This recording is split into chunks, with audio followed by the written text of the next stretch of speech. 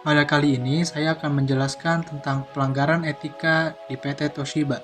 Pabrik Toshiba didirikan untuk memenuhi permintaan dari pemerintah Jepang yang saat itu sedang membawa Jepang masuk ke era modernisasi. Sebagai salah satu merek ternama di Jepang, Toshiba telah menerima berbagai penghargaan karena menjadi pionir dalam menemukan radar, oven microwave, sistem MRI, laptop, dan DVD. Pada tahun 2015, Toshiba telah mengoperasikan seluruh bisnisnya dalam skala global di berbagai industri, termasuk semikonduktor, elektronik, infrastruktur, peralatan rumah tangga, dan alat-alat kesehatan. Total penjualan PT Toshiba mencapai lebih dari 63 miliar dolar Amerika dan telah mempekerjakan lebih dari 200.000 karyawan di seluruh dunia. Pada bulan Mei 2015, Toshiba mengejutkan seluruh dunia saat menyatakan bahwa perusahaannya tengah melakukan investigasi atas skandal akuntansi internal dan harus merevisi perhitungan laba dalam 3 tahun terakhir.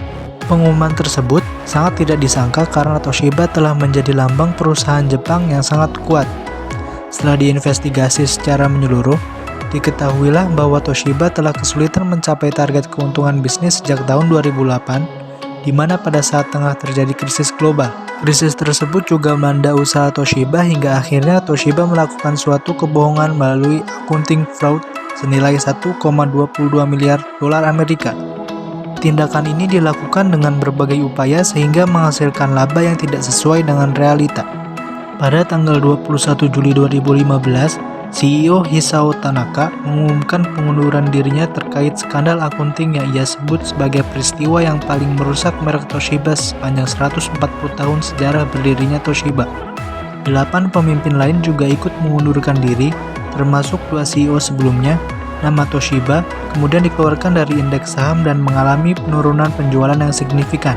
Pada akhir tahun 2015, Toshiba telah merugi sebesar 8 miliar dolar Amerika. Terbongkarnya kasus ini diawali saat audit pihak ketiga melakukan investigasi internal terhadap keuangan perusahaan. Berdasarkan informasi tersebut, diketahui bahwa manajemen perusahaan menetapkan target laba yang tidak realistis sehingga saat target tersebut tidak tercapai, pemimpin divisi terpaksa harus berbohong dengan memanipulasi data laporan keuangan. Pelanggaran etika bisnis pada PT Toshiba adalah yang pertama adalah penipuan, serta hanya mementingkan keinginan dan kepentingan perusahaan tersebut.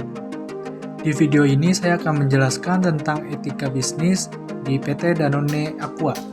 PT Danone Aqua Tbk merupakan pelopor air minum dalam kemasan pertama di Indonesia dan Asia Tenggara. Sudah 40 tahun ini perusahaan ini didirikan dengan produk Aqua yang telah memberikan banyak kontribusi terhadap seluruh masyarakat di Indonesia, yaitu sebagai perusahaan air minum dalam kemasan yang memanfaatkan air dari sumber mata air alami yang mengandung mineral penting.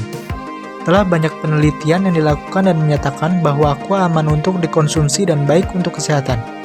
Dari sinilah Aqua menjadi dikenal masyarakat luas karena kualitas produknya, inovasi teknologi kemasan, dan pelayanan konsumen yang baik.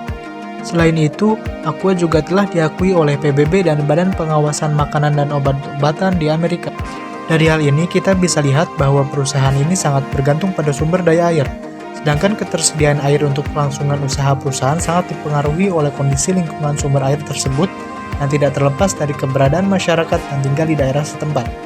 Oleh karena itu, perusahaan ini berkomitmen untuk menciptakan keseimbangan serta bentuk tanggung jawab sosial perusahaan terhadap masyarakat yang melakukan kegiatan CSR. Sejak awal pendirian hingga sekarang telah banyak yang dilakukan dengan kegiatan CSR. Salah satu program CSR Aqua yang saat ini dilakukan ialah WASH atau Water Access Sanitation Hygiene Program. Ini adalah program 1 untuk 10 yang memiliki tujuan yaitu memberikan solusi dalam penyediaan air bersih di Indonesia, tepatnya untuk daerah kekurangan air bersih dan bahkan sulit untuk mendapatkan air bersih.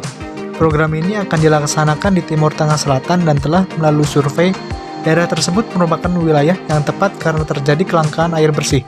Selain itu juga akses untuk mendapatkan air bersih yang sangat jauh dan harus melewati jalan yang terjal dan sungai-sungai. Hal ini membutuhkan waktu berjam-jam untuk membawa pulang air.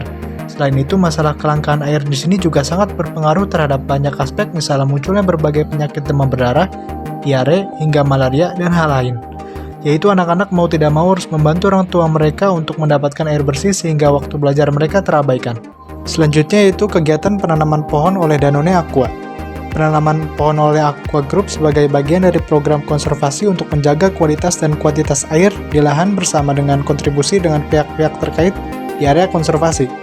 Dari kasus di atas, Aqua memiliki komitmen untuk memperbaiki kesejahteraan anak, kelestarian lingkungan, dan kesejahteraan masyarakat.